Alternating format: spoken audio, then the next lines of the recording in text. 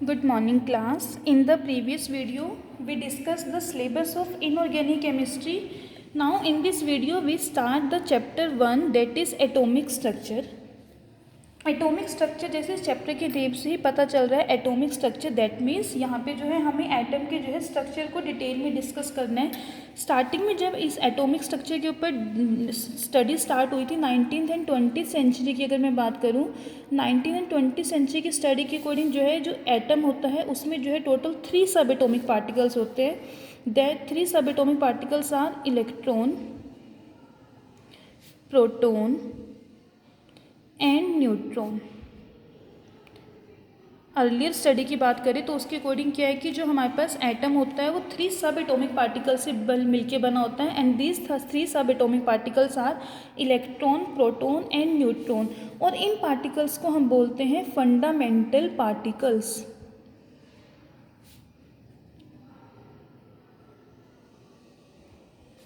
These 3 subatomic particles are known as fundamental particles.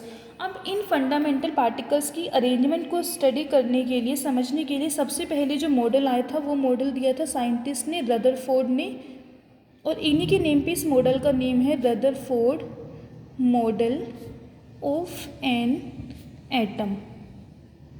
Rutherford एक scientist का name है जिन्होंने एक मॉडल दिया था एटम की स्टडी के लिए और इस मॉडल को हम बोलते हैं Rutherford model of an atom. According to this model an atom consist of a nucleus. एक एटम के अंदर जो है एक न्यूक्लियस प्रेजेंट होता है और ये जो न्यूक्लियस होता है ये कहाँ पे होता है, एटम के सेंटर में प्रेजेंट होता है। Atom consist of a nucleus which is present at the centre of an atom. और जो एटम है उसका जो कंप्लीट मास है whole mass plus positive charge. Atom जो है टोटल 3 सब एटॉमिक पार्टिकल से मिलके बना है। पॉजिटिव चार्ज का मतलब यहाँ पे हो गया प्रोटॉन्स प्लस न्यूट्रॉन्स। ये जो है न्यूक्लियस के अंदर होंगे। न्यूक्लियस जो है वो सेंटर में प्रेजेंट होगा। Nucleus consist of whole mass of the atom plus the positive charge. जो हमारे पास 3 सब एटॉमिक पार्टिकल्स होते हैं, electrons carry negative charge, protons carry positive charge और जो न्यूट्रॉन्स होते हैं ये चार्जलेस स्पीशीज होते हैं, इनके ऊपर कोई भी चार्ज नहीं होता। तो रदरफोर्ड ने क्या कहा था कि जो हमारे पास एटम होता है एटम के सेंटर में जो है एक न्यूक्लियस प्रेजेंट होगा और उस न्यूक्लियस के अंदर जो है एटम का कंप्लीट मास प्लस जो है पॉजिटिव चार्ज जो है वो कंसनट्रेट होगा। साथ के साथ सराउंडिंग में जो है इलेक्ट्रॉन्स होंगे वो क्या है रिवॉल्व करेंगे। जैसे सपोज करो ये मेरे पास एक एटम है, इसके जो सेंटर में है ये सेंटर में प्रेजेंट होगा न्यूक्लियस और इस न्यूक्लियस के अंदर जो है एटम का कंप्लीट मास प्लस जो है पॉजिटिव चार्ज जो होगा वो कंसनट्रेट होगा। ये सेंटर में हो गया न्यूक्लियस और इसके जो बाहर का स्पेस है यहाँ पे जो है इलेक्ट्रॉन्स जो है वो रिवॉल्व करेंगे और जो वो रिवॉल्व करेंगे वो वेरी हाई स्पीड पे जो है रिवॉल्व करेंगे। अब ये तो था हमारे पास फर्स्ट मॉडल रदरफोर्ड मॉडल। इसके बाद जो है नेक्स्ट जो मॉडल आया वो मॉडल दिया था नील्स बोर साइंटिस्ट ने। उन्होंने इस मॉडल में कुछ चेंजेस किए थे। उन्होंने क्या कंसेप्ट दिया था, उन्होंने हमें कंसेप्ट दिया था स्टेशनरी एनर्जी लेवल्स का।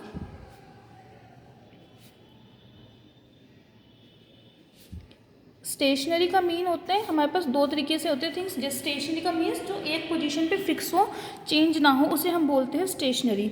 स्टेशनरी एनर्जी लेवल्स और इन स्टेशनरी एनर्जी लेवल्स को हम बोलते हैं ऑर्बिट्स या फिर सर्कुलर पाथ्स, जिसके अंदर जो है इलेक्ट्रॉन्स रिवॉल्व करेंगे। बोहर ने क्या कहा था कि हमारे पास जो है एटम के अंदर स्टेशनरी एनर्जी लेवल्स प्रेजेंट होंगे। उन स्टेशनरी एनर्जी लेवल्स को हम बोल देंगे ऑर्बिट्स और उसके अंदर जो है इलेक्ट्रॉन्स जो है वो इलेक्ट्रॉन्स क्या है उसके अंदर रिवॉल्व करेंगे।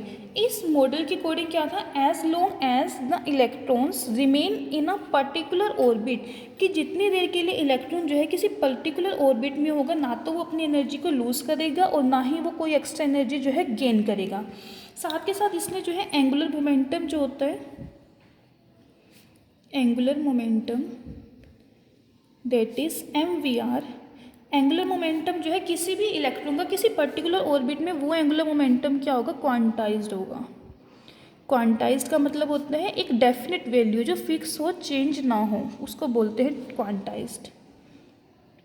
कि जो एंगुलर मोमेंटम होगा MVR वो एक होल नंबर मल्टीप्लाई होगा, किसका मल्टीपल होगा, h divided by 2 pi. h यहाँ पे क्या है, प्लैंक्स कांस्टेंट, 2 भी यहाँ पे कांस्टेंट है और पाई की वैल्यू भी आपको पता है कांस्टेंट होती है। तो इसने क्या कहा था कि जितनी देर इलेक्ट्रॉन किसी पर्टिकुलर ऑर्बिट में रहेगा ना तो वो अपनी एनर्जी को लूज़ करेगा और ना ही वो कोई एक्स्ट्रा एनर्जी को गेन करेगा। साथ के साथ उस इलेक्ट्रॉन का जो एंगुलर मोमेंटम होगा वो मोमेंटम क्या होगा, क्वांटाइज्ड होगा और होल नंबर मल्टीपल होगा किसका, h/2 पाई। ये जो बोहर मॉडल था ये काफ़ी सक्सेसफुल था, बट इसकी जो है कुछ एक शॉर्ट कमिंग्स थी। इसकी जो शॉर्ट कमिंग्स हैं उनको जो ओवरकम करने के लिए हमारे पास जो नेक्स्ट साइंटिस्ट आए थे वो थे de Broglie and Heisenberg. De Broglie and Heisenberg, इन्होंने जो है दोनों ने मिलकर कंसेप्ट दिया था हमारे पास वेव करेक्टर का।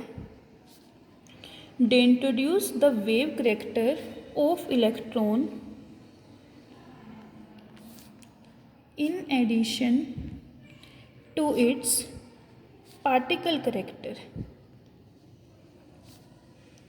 इन्होंने क्या कहा था कि हमारे पास अभी तक जो हम डिस्कस कर रहे थे वो इलेक्ट्रॉन का particle character, particle nature discuss कर रहे थे, but de Broglie and Heisenberg ने क्या कहा था कि जो इलेक्ट्रॉन होता है उसका जो है वेव करेक्टर होता है। साथ के साथ इन्होंने ये पॉइंट आउट किया था इसकी बोहर की जो ओवरकमिंग्स थी, शॉर्ट कमिंग थी, वो ये कि जो इन्होंने कहा है कि इलेक्ट्रॉन्स जो है एक पर्टिकुलर ऑर्बिट में रिवॉल्व करेंगे और उसमें जो है उनकी एनर्जी ना ही लूज होगी ना ही गेन होगी। तो इन्होंने कहा था कि जो मोशन होगा इलेक्ट्रॉन का can not be well defined, means वो वेल डिफाइंड मोशन जो है नहीं होगा। इन सभी को जो है ओवरकम करते हुए डी ब्रोगली एंड हेजनबर्ग ने अपने मॉडल दिया था और इसीलिए जो है अब इस न्यू जो अप्रोच आई है हमारे पास इसको हम बोलते हैं वेव मैकेनिक्स, और सेकेंड नेम इसका होता है क्वांटम मैकेनिक्स।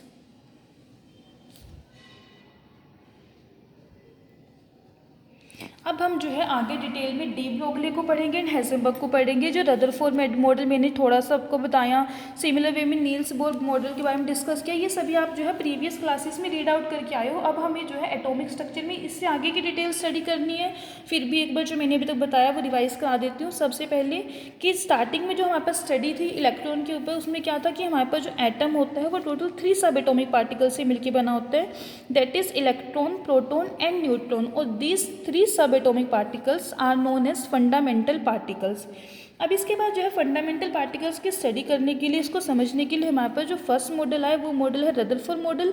रदरफोर्ड मॉडल ने क्या कहा था कि जो एटम है उसके सेंटर में एक न्यूक्लियस प्रेजेंट होगा और उस न्यूक्लियस के अंदर एटम का पूरा मास प्लस जो पॉजिटिव चार्ज है वो कंसनट्रेट होगा और जो इलेक्ट्रॉन्स होंगे वो उसके बाहर रिवॉल्व करेंगे, वेरी हाई स्पीड पे जो है वो रिवॉल्व करेंगे। इसके बाद नेक्स्ट साइंटिस्ट आए नील्स बोर। इन्होंने जो कंसेप्ट दिया था वो कंसेप्ट था स्टेशनरी एनर्जी लेवल्स का, जिनको हम बोलते हैं ऑर्बिट्स। और इन्होंने कहा था कि जो इलेक्ट्रॉन है वो एक पर्टिकुलर ऑर्बिट में मूव करेंगे तो उस टाइम पे जो है उनकी ना ही वो कोई एनर्जी लूज़ करेंगे और ना ही एनर्जी गेन करेंगे। सिमिलर वे में जो एंगुलर मोमेंटम होगा इलेक्ट्रॉन का वो भी क्या होगा, किसी पर्टिकुलर ऑर्बिट में वो क्वांटाइज्ड होगा, उसकी एक डेफिनेट वैल्यू होगी और वो वैल्यू होगी integral multiple of h divided by 2 पाई।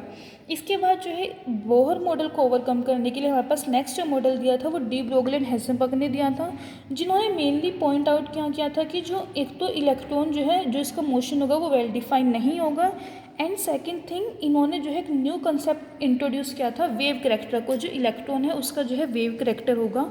इसीलिए स्टडी को जो है हम वेव मैकेनिक्स बोलते हैं या फिर quantum mechanics.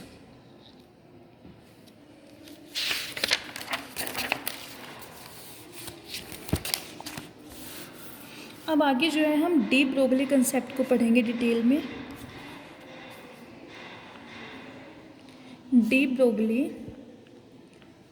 Concept of matter waves.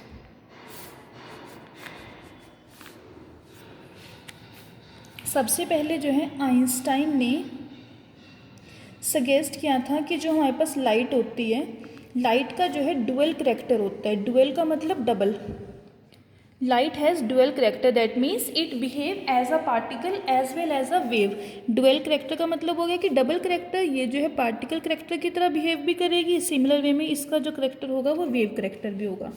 जैसे हमारे पास कुछ एक एक्सपेरिमेंटल फैक्ट्स हैं। फॉर एग्जांपल मैं लाइट के अगर फैक्ट्स की बात करूँ, लाइक रिफ्लेक्शन हुआ, रिफ्रैक्शन, डिस्पर्जन, इंटरफेरेंस, ये सभी के सभी जो है एज्यूम करके चलते हैं कि जो लाइट है, लाइट का वेव करेक्टर है। सिमिलर वे में हमारे पास एक्सपेरिमेंट्स हैं like black body radiations, photo electric effect, ये एक्सप्लेन करते हैं हम सिर्फ लाइट का जो है पार्टिकल करेक्टर को कंसिडर करके।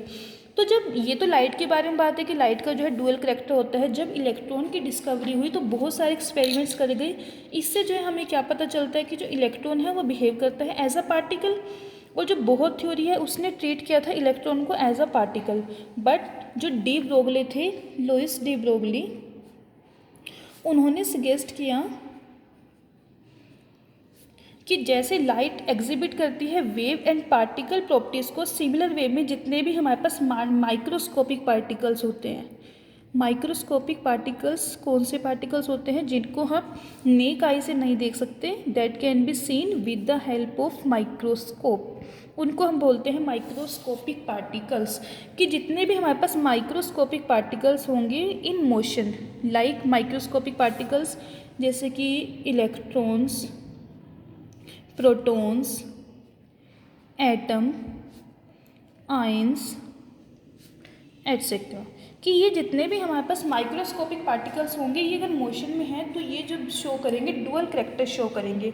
और इसे सेकंड वे में क्या बोल सकते हैं कि microscopic particles in motion possesses both the particle and wave characteristics. Okay, अब जो है ड्यूल ने क्या कहा, लुइस डी ब्रोगली के according all material particle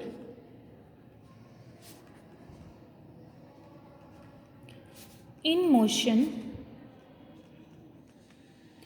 possesses wave characteristics.